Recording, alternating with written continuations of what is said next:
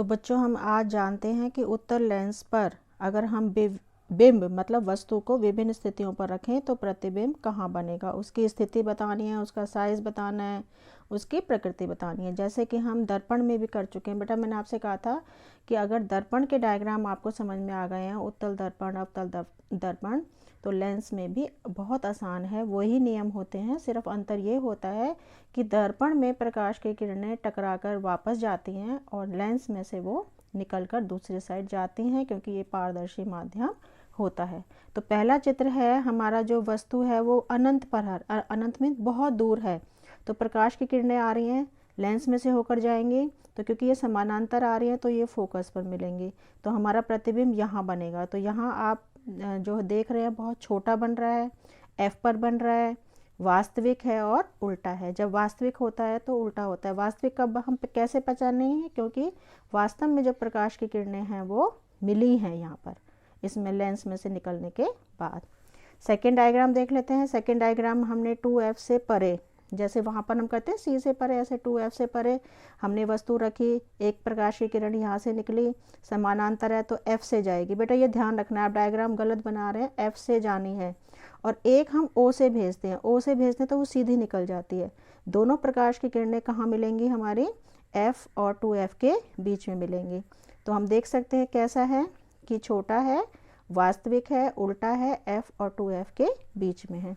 तीसरा डायग्राम है, 2F पर रखेंगे, फिर एक प्रकाश की किरण गई, F से निकल गई, एक O से गई, सीधी निकल गई, दोनों यहाँ मिली, तो समान साइज का बन रहा है, वास्तविक है, उल्टा है, और कहाँ बन रहा है, 2F पर बन रहा है। ठीक है।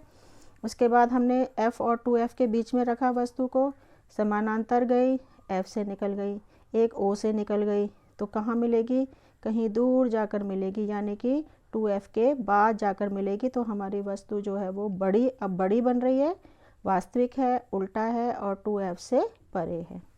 तीसरे डायग्राम में आप देखेंगे, अब हम F पर रख दिया, तो F पर रखेंगे तो एक जो है समानांतर प्रकाश की किरण गई, F से निकल गई, एक O से निकल गई, तो आप देख रहे हैं कि यहाँ तो कहीं लग नहीं रहा कि ये मिलेंगी, लेकिन हाँ अगर हम इसको आगे बढ़ाएं तो बहुत दूर जाकर मिलेंगी, यानी कि बहुत बड़ा प्रतिबिंब हमारा बनेगा, वास्तविक बनेगा, उल्टा बनेगा और बहुत बड़ा बनेगा। और इसका लास्ट डायग्राम है कि हम उस लेंस के बहुत नज़दीक आ गए। जैसे मैंने अभी आपको दिखाया था कि जब हम लेंस के बहुत नज़दीक कोई वस्तु को रखते हैं, जैसे अभी मैंने आपको यहाँ पे हम पढ़ रहे थे, मतलब जैसे मान लो अब मैं यही है हमारा, कि अब मैं इसको इसी को दिखाती हूँ आपको कि ये हमारी वस्तु जो है बहुत पास है इसके, तो आप देख सकते हैं कि कितना बड़ा नज़र आ रहा है। तो ये वो ही डायग्राम है कि जब हम बहुत पास होते हैं तो एक लाइन पैरेलल गई, F से निकल गई, दूसरी O से जाएगी। अब यहाँ तो ये मिल नहीं रही, लेकिन अगर पीछे को हम इसको बढ़ाएं तो ये यहाँ पर जाकर मिलेंगी। तो आप देखते हैं सीधा दिख रहा है, आभासी है, सीधा है, और उसी साइड है जहाँ हमारी वस्तु है, उसी साइड हमें उसका प्रतिबिंब भी नज़र आ रहा है। बच्चों अब अवतल लेंस द्वारा बने प्रतिबिंब को हम देख लेते हैं। इसमें दो ही स्थिति होती हैं, जैसे कि हमने दर्पण की उसमें भी देखा था, वहाँ पर उत्तल दर्पण जो जैसा प्रतिबिंब बनाता है वैसे ही अवतल लेंस भी बनाता है। जैसे दो स्थिति लेंगे, एक तो बहुत दूर है, बहुत दूर से प्रकाश की किरणें आ रही हैं, तो आप देखो लेंस में से निकलने के बाद ये दूसरी दिशा में चली जाती हैं, लेकिन अगर हम इनको पीछे को बढ़ाएं तो ये F से आते हुए प्रतीत होती हैं, यानी कि सीधा है, आभासी है, F पर है, ऐसा प्रतिबिंब हमारा बनेगा। एक है कि हमने थोड़ा सा हम लेंस के पास आ गए, तो ये हमारा बिंब है, वस्तु है, प्रकाश की किरण से समानांतर गई, दूसरी दिशा में चली गई, लेकिन पीछे से F से आती हुई नज़र आती है, एक हम O से भेज देते हैं, तो ये दोनों प्रकाश की किरणें हमारी यहाँ पर मिल रही हैं। तो अब हम देख सकते हैं इससे तो छोटा बन रहा है, सीधा है, आभासी है, लेकिन जो वास्तव में वस्तु है उससे छोटा प्रतिबिंब बनता है।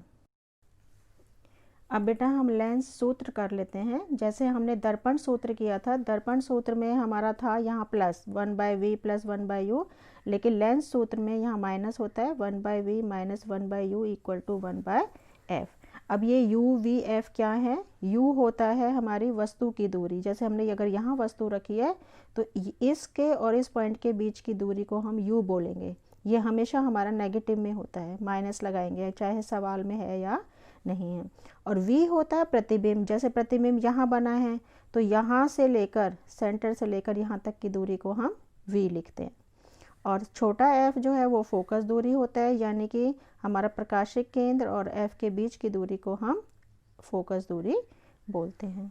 उसके बाद हमारा आवर्धन होता है। आवर्धन मीन्स कि कोई भी लेंस कितना बड़ा या छोटा प्रतिबिंब बना रहा है। तो आवर्धन को हम लिखते हैं प्रतिबिंब की ऊंचाई बटे में बिंब की ऊंचाई, दोनों का अनुपात है। जैसे ये हमारा प्रतिबिंब की ऊंचाई है, ये इतना ऊंचा बन रहा है और इसका प्रतिबिंब इतना ऊंचा बन रहा है, तो दोनों का अनुपात लेते हैं तो आवर्धन आता है। या एक और फॉर्मूला होता है v बटे u। अगर हम v क्या है हमारे प्रतिबिंब की दूरी और u है बिंब यानी कि वस्तु की दूरी, उससे भी हम आवर्धन को निकाल सकते हैं।